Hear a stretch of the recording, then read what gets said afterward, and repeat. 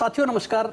आज हम धर्मांचल की यात्रा में कोटपुतली बहरोड जिले के मांडन में पहुंचे हैं। मांडन के सिद्ध सेवा धाम में जैसा कि आप देख पा रहे हैं, यहां पर अरावली की वादियों में ये स्थित है और आज हमारा यहां आने का एक विशेष प्रयोजन है।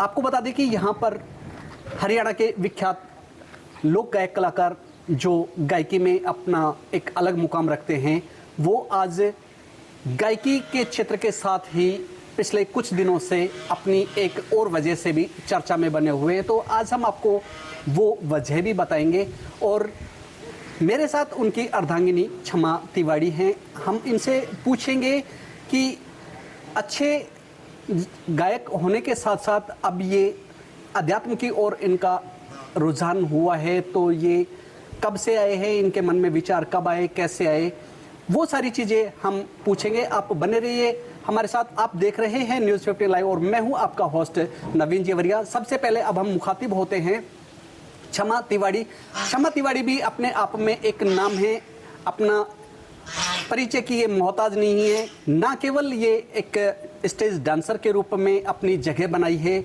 बल्कि ये माता रानी के और भजन गायकी के क्षेत्र में भी अपना एक अलग मुकाम रखती हैं। तो हम बात करते हैं क्षमा तिवारी जी से। राम राम जी।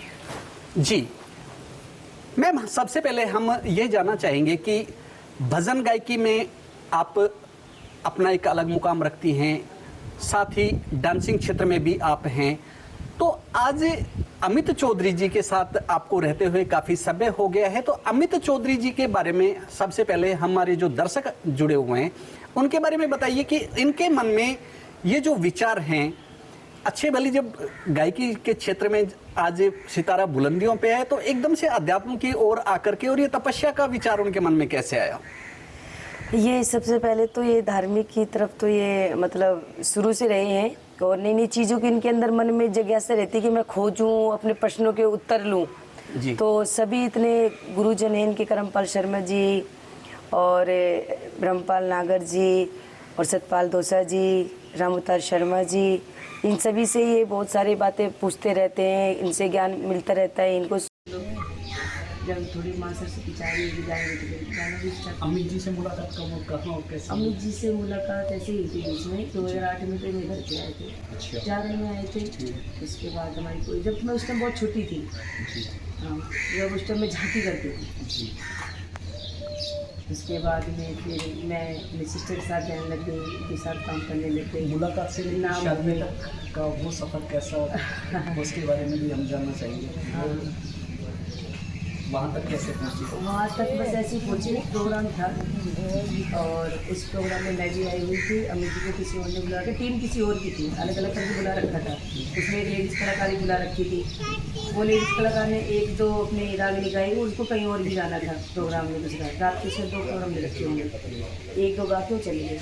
फिर हमारा जो प्रोग्राम था वो पब्लिक डिमांड करी कि भाई डांस तो वो लिए मेरे, पब्लिक बोली कि जो चश्मे आ गए, धर्मा जी भी बाद में आई, जो करमपाल से ये भी बाद में, उससे पहले थी। सुनीता पांचाल, फिर पुष्पा घुसाई, फिर ये पूनम त्यागी। डांस की दुनिया के बाद फिर आप गायकी के क्षेत्र में भी आप गायकी के क्षेत्र में आपका आना कैसे हुआ? गायकी क्षेत्र में बस ऐसे ही आना हुआ कि धीरे धीरे जब प्रोग्राम में जाने लगे तो कई कलाकार, जैसे सिंगर कलाकार, तो पहले इतने कलाकार थे ही कहाँ मार्केट में। बहुत डांस तो कलाकार में होता ही नहीं था।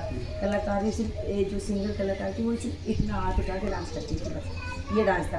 तोड़े हाँ, इतना डांस करने के बाद में कोई डांस नहीं करते। फिर कलाकार मेरी भी कम थी, तो पहले आती थी कलाकार में पेमेंट में और 2 भजन गाने चली जाती थी। तो बाद में हम रह जाते थे डांस पे। पब्लिक को नहीं भाई भजन होने चाहिए, रागनी होने चाहिए। तो फिर लोगों ने भाई क्षमा तू गा के दे, क्षमा तू गा के दे। तो धीरे धीरे छोटे छोटे भजन लिखे, 1-2 बार गलत